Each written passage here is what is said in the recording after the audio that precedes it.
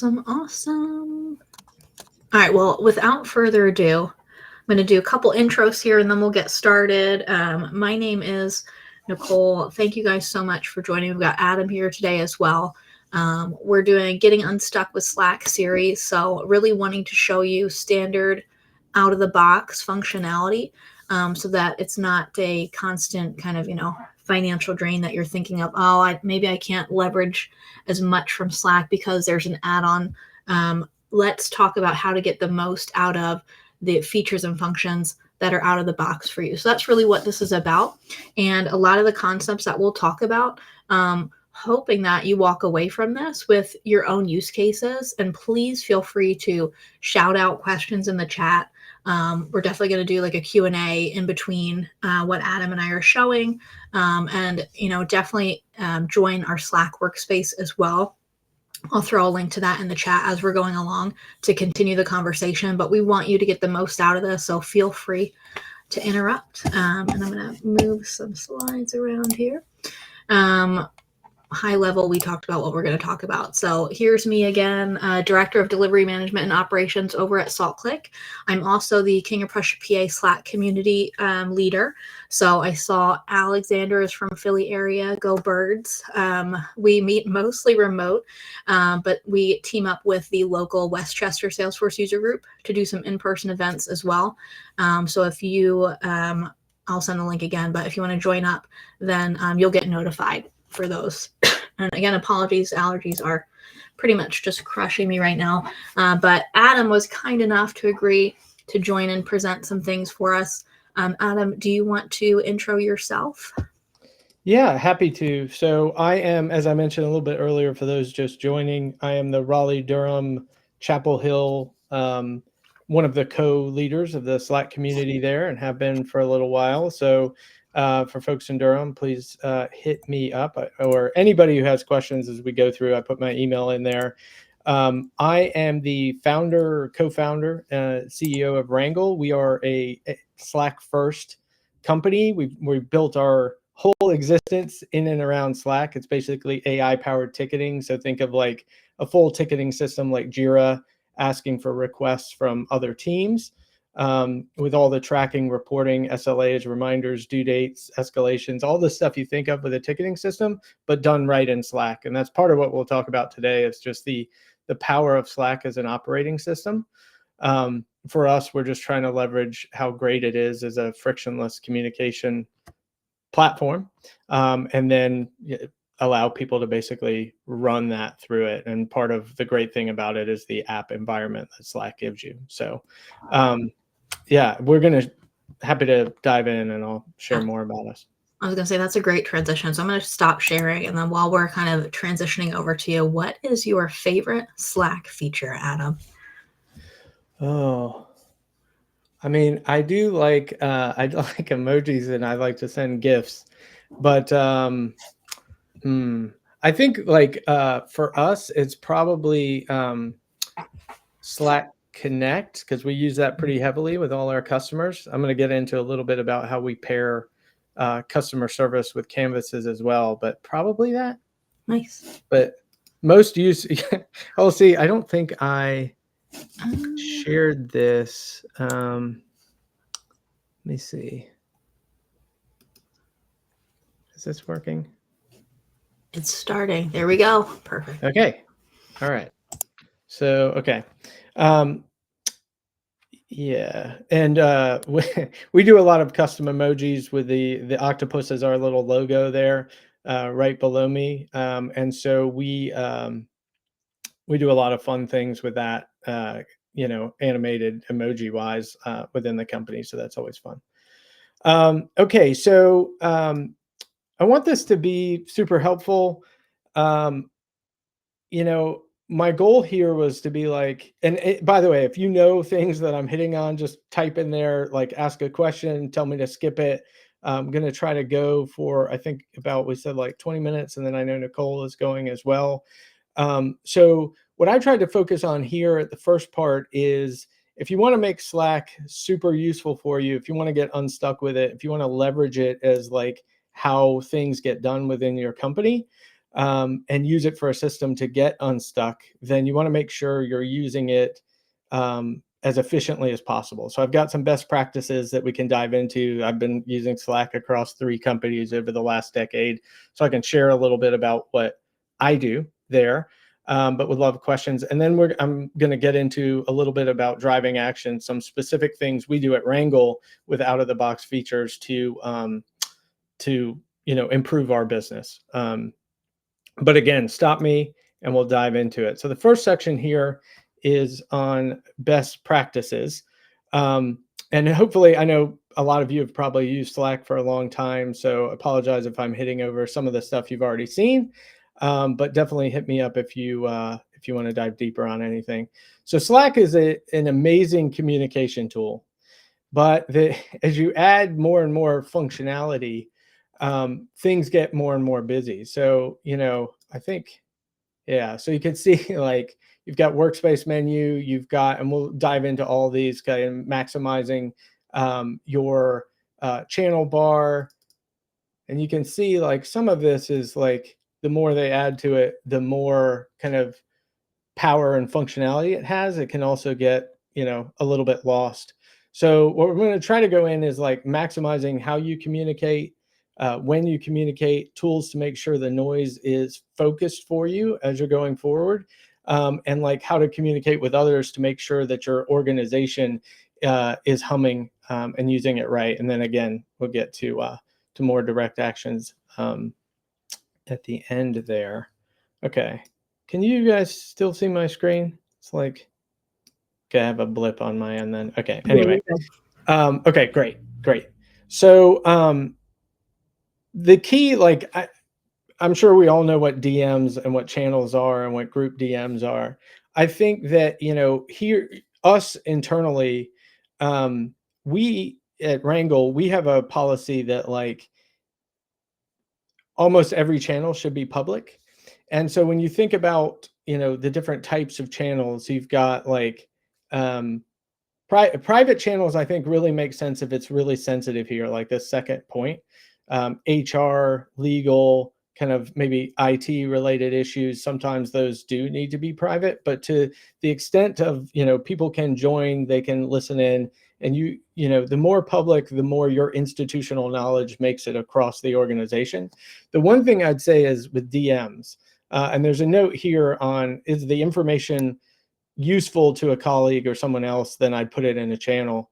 Group DMs can be helpful, especially if you have a team, but they're just really hard to find later. So I think it's something common when you get into Slack, you start using group DMs a lot, but you'll inevitably, when you're looking back and you're trying to find things, forget someone you didn't expect to be invited or was on it. So always make it a channel, whether it's a private channel or a public channel, just so as you get into discussing a particular subject, a customer, a project, what have you, you give it a name where people can find it. It won't get cluttered, and it just makes Slack a lot more efficient.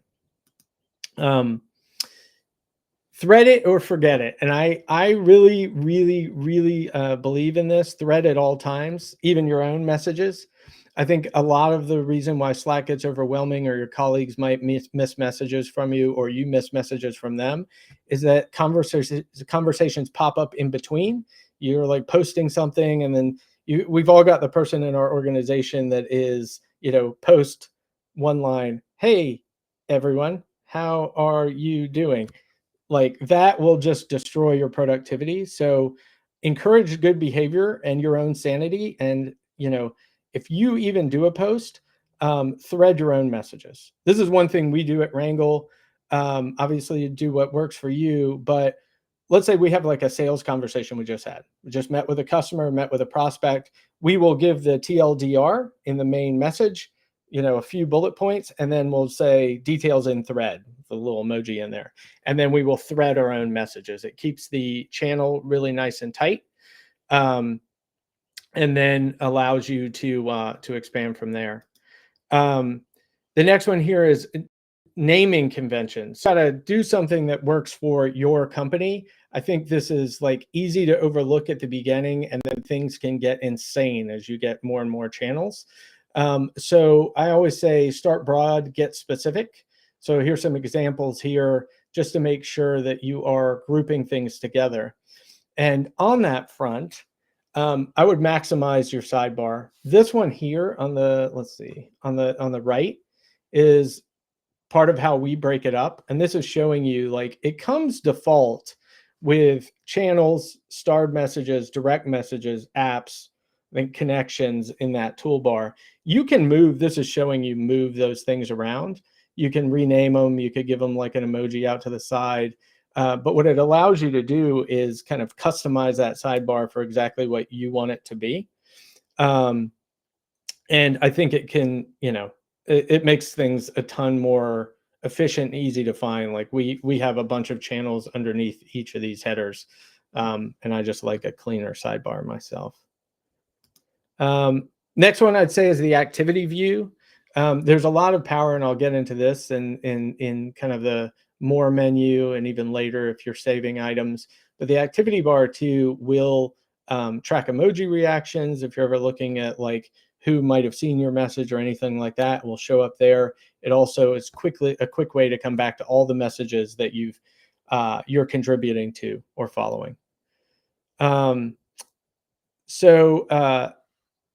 This is under the more menu. So I don't know how much time you spend kind of diving into more, but I would recommend that spend more time and more. And this will be kind of the layout you have kind of out of the box. Automations is where your workflows will be. It will be like apps where Wrangle is as well. It's a quick way to build those. We'll dive into that later. Lists, I'm going to talk a little bit about just reminders, and like marking on red is great. Like you get a message in there, you mark it on red, but like it's really dangerous too if you just accidentally click it and then leave. So saving things to a list of to-dos can be really powerful. The files menu here, or the file browser, I think is what they call it, shows you like every time a file or image is shared in your workspace, and they'd be ones that you have permission, obviously.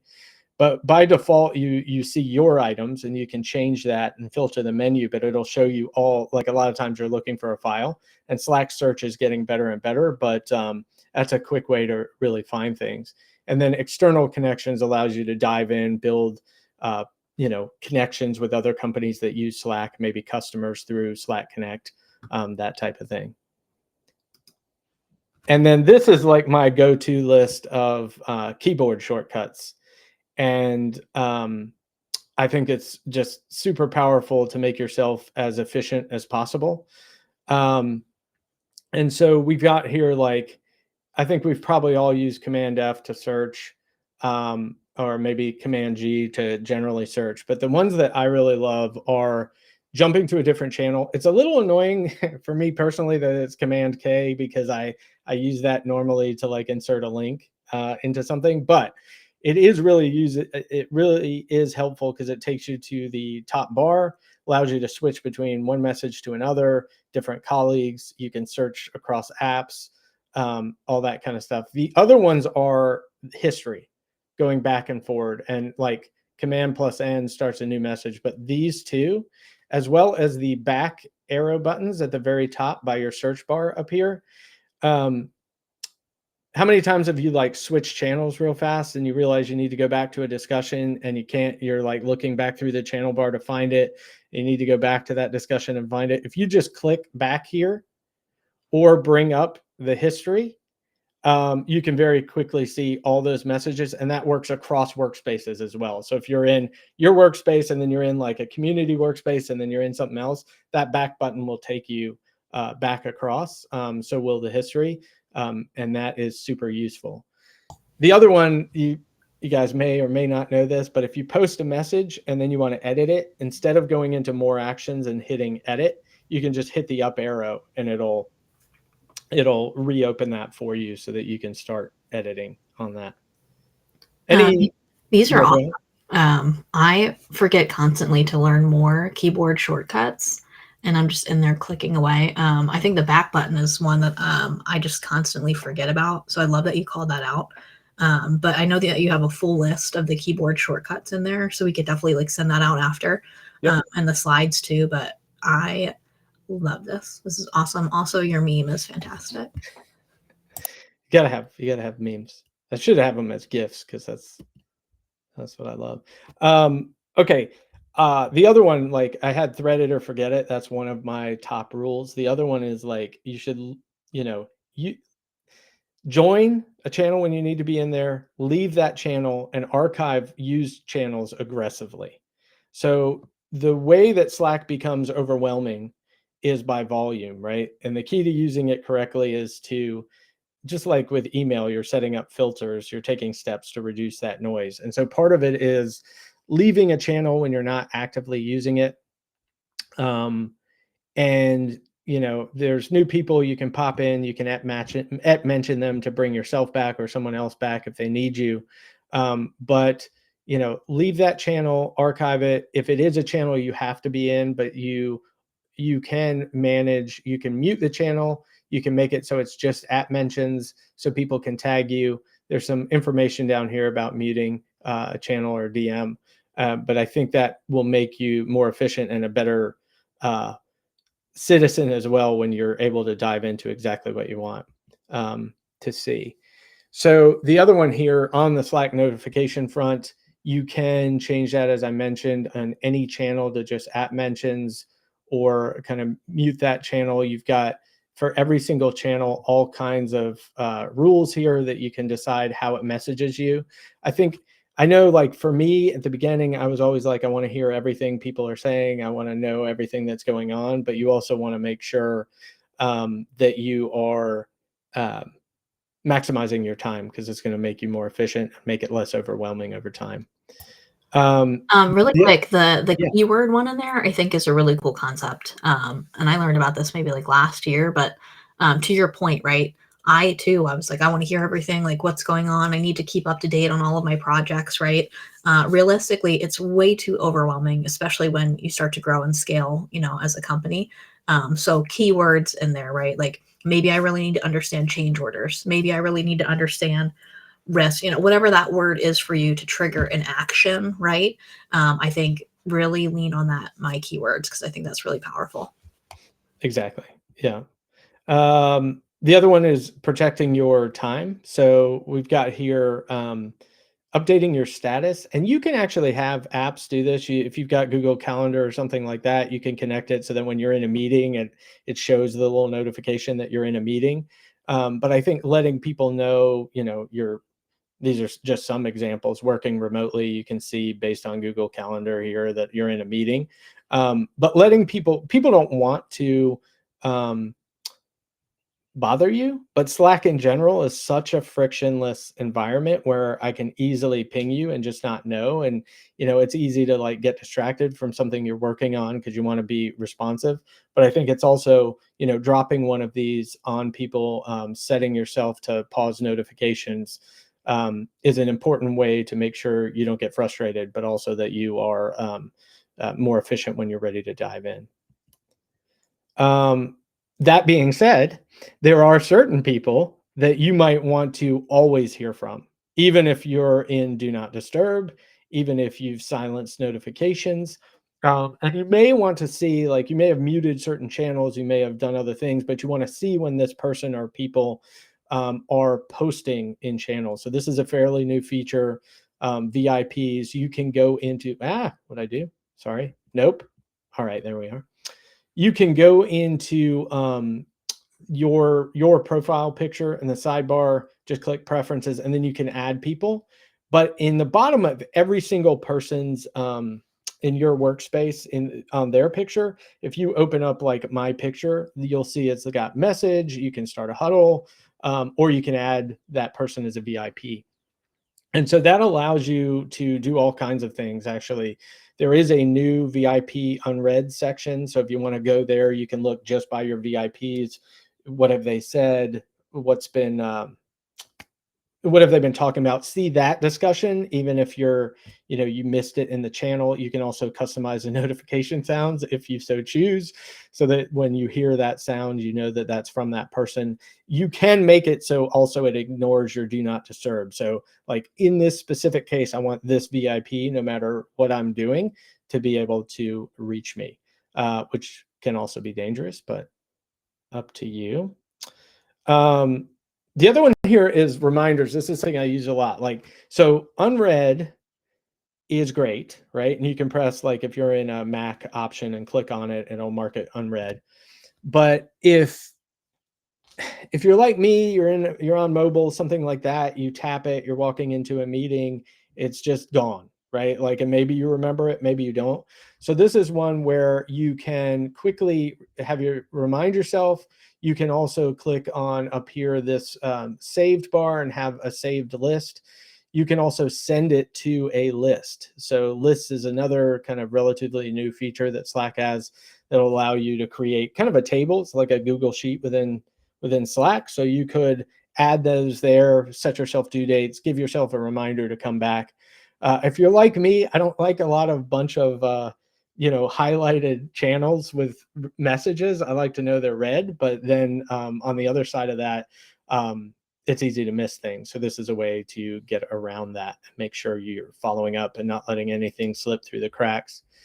On the other side, it's thinking about, there's do not disturb for you, right? Which is keeping people from bugging you when you're trying to get stuff done. And then there's like being respectful to other people. And so that's kind of the next two slides. One is the schedule feature. As you can see here, you can click there and customize when you're going to send it if you're they're in a different time zone. And maybe they have their settings so that they're not going to be bothered even if you send it. But this gives you a way to make sure you're not pinging people in Europe or something like that accidentally when you send things. The other one here, and this is one of my favorite GIFs, but is minding your @ mentions. So again, when you tag that, it's going to ping somebody, it's going to make the noise, and that can be good, especially when you want to use it. But I would use @ here over @channel. @channel is, we think of it as like a critical announcement that everybody in the channel absolutely has to hear. There's other colleagues, as I said, in other time zones. You don't want to like trigger unnecessary notifications for them. But unless you need like urgent help. So we use @ here. It's the same thing, but it's only going to ping people that currently have Slack open. And these are just some other quick ones we use. Like if you have user groups set up like @IT or some other group, it'll get all the people in that group, or @dev or engineering or what have you as well. So let me go to the next section, which is driving action. And I'll go into this real quick. Feel free to type questions in if you have them. Hopefully this is useful so far. So the other things that are kind of out of the box that I think it's important to try and to use are first, workflows. And so I don't know if people here if you've used workflows a lot or have used Workflow Builder in any way or functions, but it is a super powerful tool, not only to automate recurring processes, think about onboarding, offboarding employees, saying something, you can do it on a schedule, you can send it in a link, you can embed it in a canvas. We pin, and I was going to see if I had this open. So like in this demo workspace, if you've built workflows, you can also pin them to the bottom of the page. You can have them saved in, is it still sharing this? Or did it switch? Is it showing we're just seeing the workflows screen. So you might have to stop sharing and then start again. Okay. All right. Let me share again. I'm sorry. No, you're fine.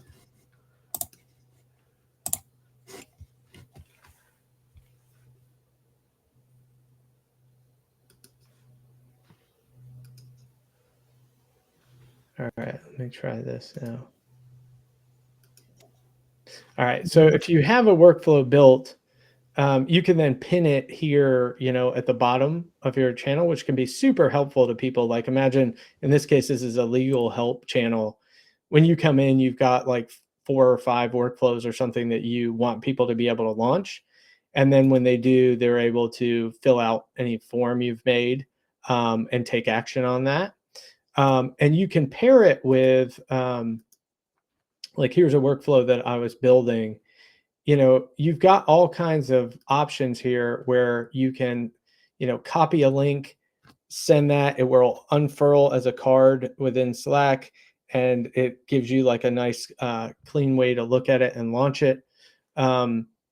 You can also do it on a schedule. So every quarter people need to submit something for like SOC 2 or something. You can send it that way. You can do it off a webhook, but it's just all kinds of powerful ways. Like in this case, I have a form to collect data when someone clicks on the link, and then it starts, in this case, a Wrangle workflow. But you have like all kinds of options here of other tools you could pair this together. So you could have Wrangle do, start a ticket, and you mark that ticket done. And then when it's done, log that in Google Sheets.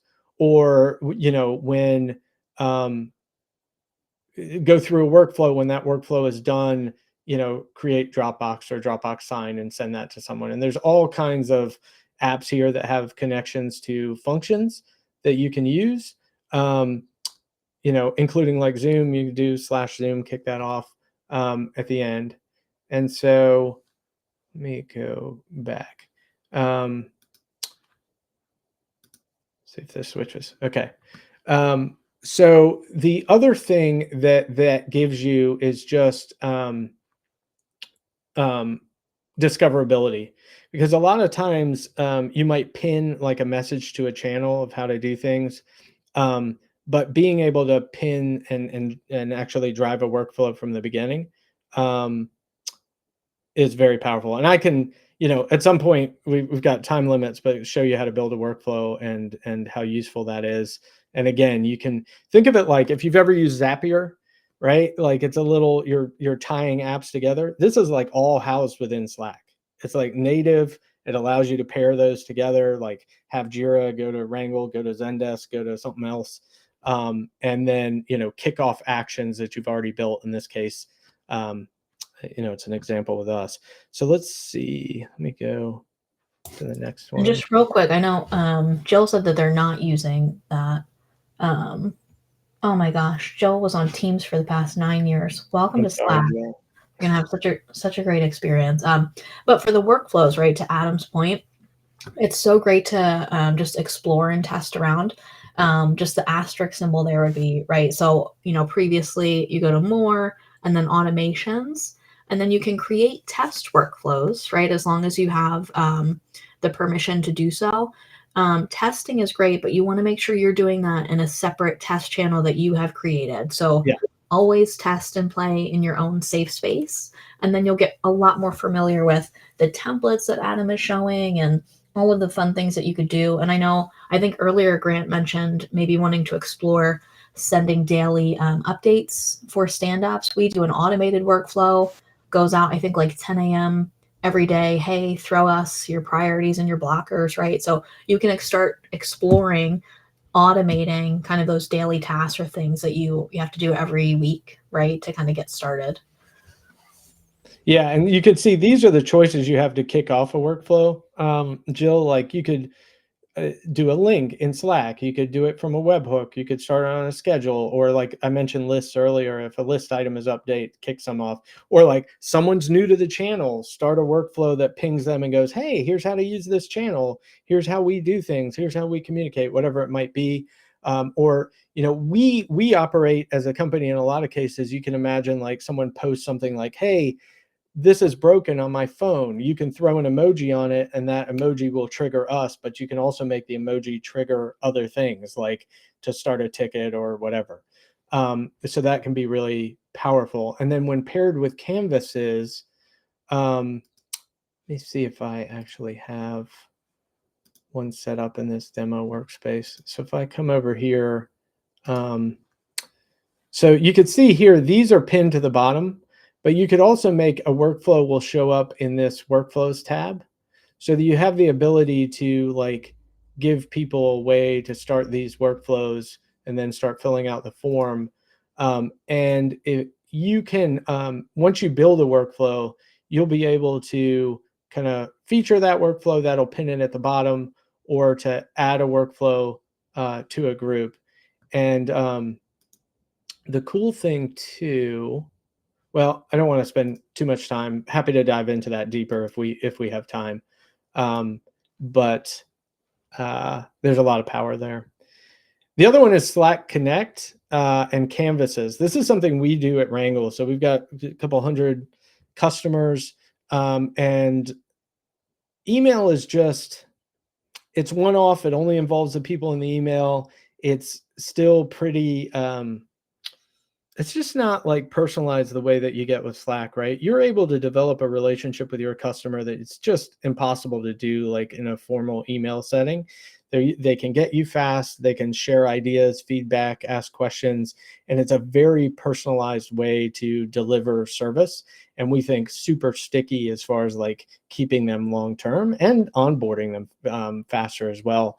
And so what we do, this is just an example of like a quick canvas we make in every Slack Connect channel that we do, where it's got like, we've closed a new customer, we've got a Slack Connect channel with them. We give them ways to schedule us real quick with links to dive into our help documentation. Then here's a bunch of quick links to use us. But you can use this internally too, right, with canvases. And the powerful thing there is that you can subdivide that. You can keep it living. If you do have a workflow, when you paste in the link, it'll have a nice little card that'll unfurl that you can launch. Like, here's the IT channel. If you want to launch a ticket, here's the way to do it. And it's right in that canvas that educates people how to do it. So that has been super powerful for us. We actually love Slack Connect so much. We built part of our ticketing system in Slack Connect. So like you can tag things and send silent messages back to a triage channel and that kind of thing, which is super powerful. And then I'll say apps, a little shameless self-promotion. We're being featured right now, which is awesome on the marketplace. But I invite you to go to the marketplace. At the bottom of your channel list, there's going to be an add apps section. If you have permission to add them, there's all kinds of great third-party tools. Some of them do carry charges, like we do, but some others are free or have free features. And so it's a great way to kind of personalize your Slack instance and make sure that you're getting things done, like Google Docs or Google Calendar, or I mentioned Zoom earlier, or like, some of these AI tools that are getting launched. We were part of the Slack AI launch, and there's like 13,000 AI apps now in the Slack marketplace, and more coming. But with apps, you can search and find them. You can use / commands and launch them. Each one of them will have an app home within your, like this is like the Wrangle app that we have. And it gives you the ability, in our case, to start workflows, to jump to a dashboard. But each one you have will have different features in this, and it can communicate with you, drive action in that way, and can be a powerful tool as well. Let me switch.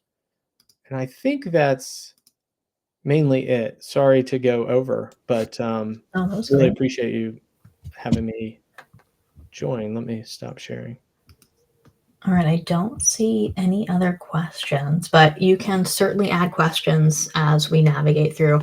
I'm going to say reclaim, but I'm going to walk through just a use case that we had and show a demo of that. So I think for the Slack building experience, the reason that I called out a Walt Disney quote here, it all started with a mouse, outside of just being a gigantic Disney fan, is that for Slack, for me, it all started with a workflow. It's just very simplistic how much you can actually accomplish when you think about the process that you're trying to solve for and the out of the box features with Slack. So just exploring and testing out workflows for me has kind of helped me think through a whole lot of process efficiency for our team. So again, I work for SaltClick, Director of Delivery Management Operations, but one of the use cases that we have internally is to just kind of help solve for when our teams need help, right? Because we all need support at some point in time, and we might need a subject matter expert to jump into a ticket we're working on for a customer or a question that we have that we're trying to navigate. And we have, of course, quite a few channels. We have some training channels, and then we also have just an internal delivery collaborative channel. So that's where we're all used to going. We wanted to continue to have one place to rule them all, or one place to go to for support or documentation, and then also maybe to start a process to ask for additional help. So if we create a post and say, hey, I'm having trouble with this concept, this issue, what else can we do to draw attention or to get the attention of our subject matter experts?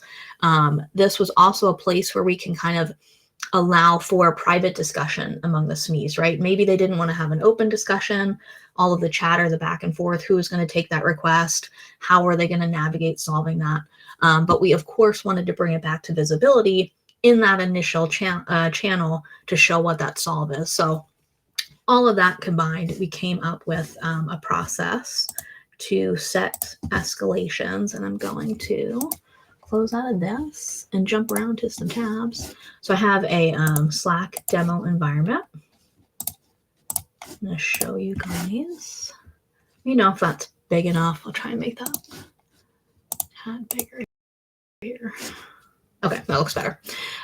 So again, we've got our internal channel where we're just having conversations around, maybe it's something fun, but then also something where we need to learn how to complete a task or ask for help, ask a question to the team.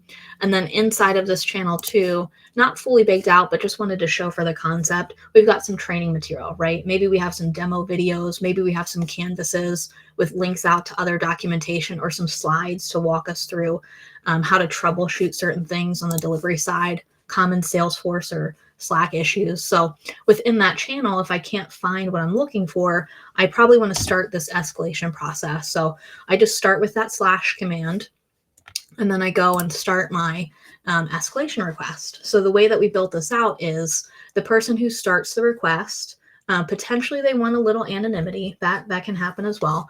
So they're going to get a direct message. And that message, I'm also a huge Harry Potter fan. It could be whatever you want, right? For that initial send out to that person. It could be, hey, you're about to start this process.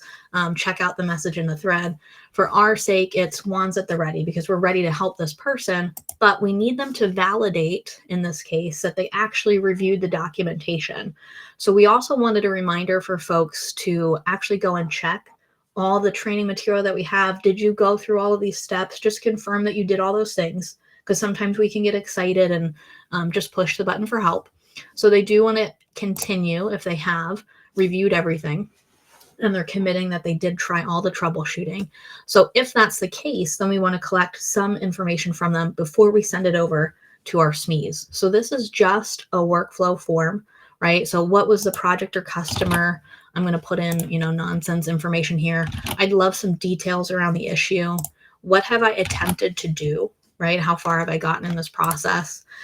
We do use Jira internally and sometimes cases as well, depending on the customer. So we want to link the SME to that ticket or case, and that's going to have a ton of information for them in there. And then I also want to note when this happened, right? Because if it is an escalation and it's been hanging out for a while, maybe we want to take that one sooner. And you can certainly adjust the fields in the workflow form that you want folks to submit to you. So once I actually kick that process off, it's going to send a note to our SME channel, right? So this could be private or public, depending on setup. For this use case, it's public. And then it's just going to send that information over to the SME group. And they're going to check it out. They're going to link out to that other system. And then they're going to triage from there. I could build further onto this, right? I could build out maybe a button or a process for them to go back to that original request and send an update. We left that manual for now. But overall, we found this a really productive and efficient way to have somebody be able to ask for help, review internal documentation for troubleshooting, and then have that information come back to them and still be able to teach everyone else in that channel, right? Because the most important part of that internal delivery collaborative channel is that collaboration and that searchable factor, right? So if we have everything, question and answer, solve in that channel, then we can go back and refer to it, right? Any questions so far with that. I'm going to drink some hot coffee. And hopefully you can kind of think through, like, what channels do I have? What processes do I have where I'm sending a request to someone, right? You can use the same mentality or the same process, right? I'm just talking about delivery questions or requests. It could be HR requests. Maybe I have a private channel for my HR team and someone needs to submit a question to them or request information. Could use this in a similar way. The other thing I wanted to show you really quick, again, out of the box functionality is, since we do work in Jira, we wanted a way for folks to be able to submit the request in the moment where they're working. So we leveraged some out of the box functionality with Jira to create an action. And that action just creates a SME request. And that SME request sends the same notification to that same delivery internal channel. And just to show you what that looks like on the Jira side, it's really the same type of building process as Slack workflow. So I'm saying when I'm triggering the action, it's going to be manually when I click a button. And then I'm saying what's going to happen, right? So when I click that actions button, then I'm going to send a message, right? And the Jira side of things, I do have to create a webhook, right? Don't get too scared. It's a very simple process there. And then I want to say what that message is. So I can actually put emojis in there, which is fun. And then I can also just link out to those Jira fields, pull that information over into Slack, and then have the SMEs still have the ability to link back to that ticket, which is very nice. So that was another way that we kind of help people in the moment in the system and bring that message over to Slack to the SMEs. Questions about anything I just said out loud? Let me go back over here. But hopefully between what Adam and I have talked about, right, you're seeing a lot of the potential for the out of the box. And I'm sure as you're thinking through and digesting all these things, you'll come up with your own use cases. I would definitely encourage you to poke around, click around, play around, right? Create a test channel that's private just for you, create some workflows, and then think about what tasks that you're doing daily, weekly, monthly that you want to try to automate, right? It could be messages out for daily stand-ups. It could be, you know, these types of requests. How do I keep everyone in the system that they're in 80% of the day and connect them to those other systems, right? Adam showed a lot of connection points for workflows. There's a lot of systems out there now that have those native connections, right? Jira is one. I can link to a Slack channel. I know there are others out there as well. That one's just top of mind. But any questions around anything we've shown, you want to dig deeper into, things we haven't shown that you're curious about?